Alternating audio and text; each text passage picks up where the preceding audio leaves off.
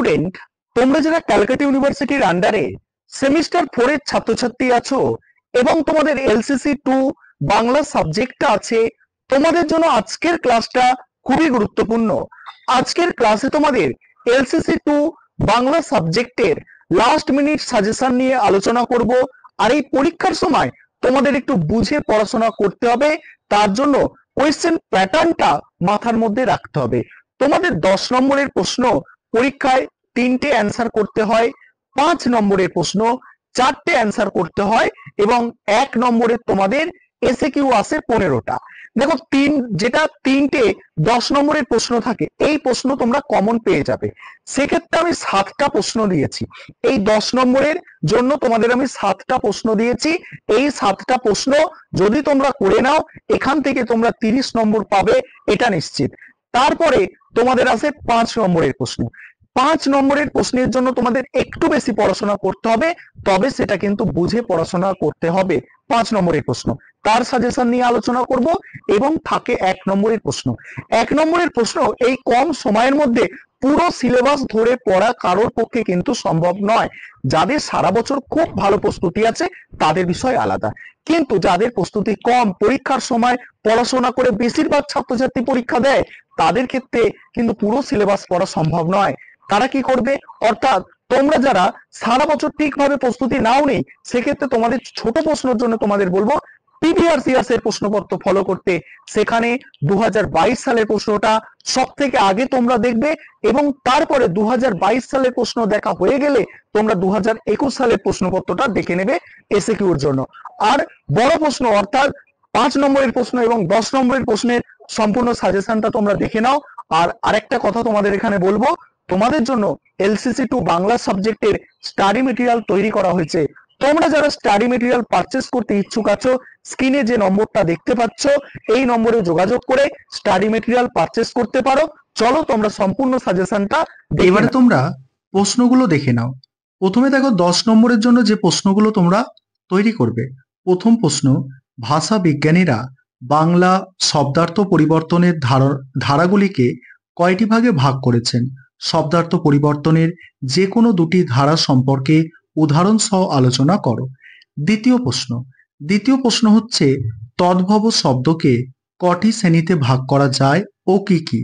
এই শ্রেণীর শব্দরাজি সম্পর্কে সংক্ষেপে আলোচনা করো। 3 নম্বর প্রশ্ন, ট্র্যাজেডি বলতে কি বোঝায়?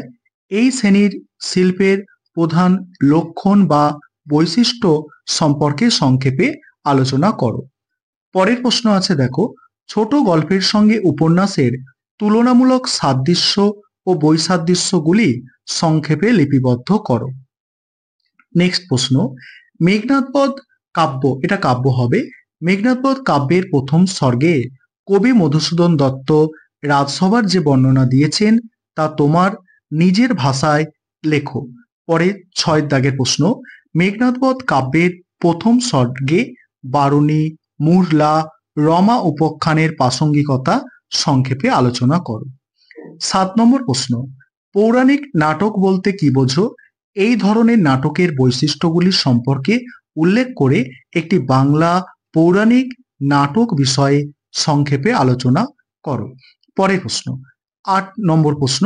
8টা প্রশ্ন, এই 8টা প্রশ্নের মধ্যে প্রথম 7টা যে প্রশ্ন আছে, 7টা প্রশ্ন মোস্ট ইম্পর্টেন্ট। 8 নম্বর প্রশ্নটা তোমরা দেখে নাও। এবারে 5 নম্বরের জন্য যে প্রশ্নগুলো তৈরি করবে দেখো।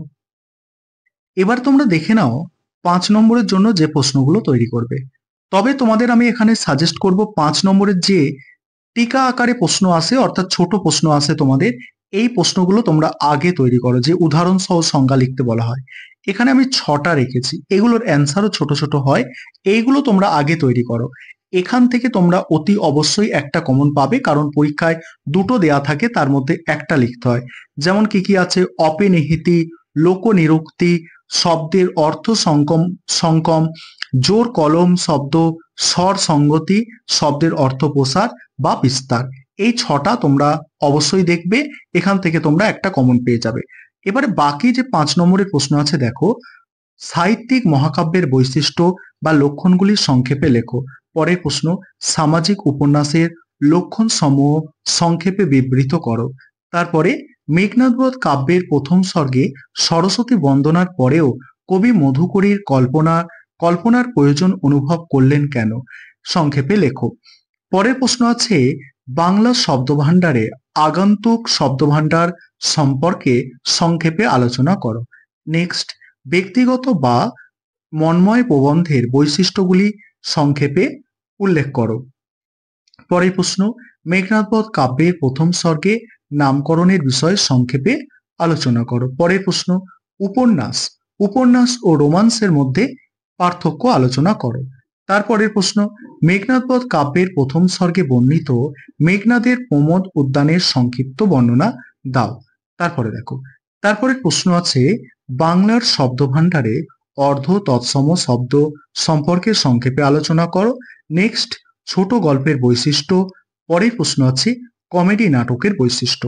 এই হচ্ছে তোমাদের সম্পূর্ণ সাজেশন।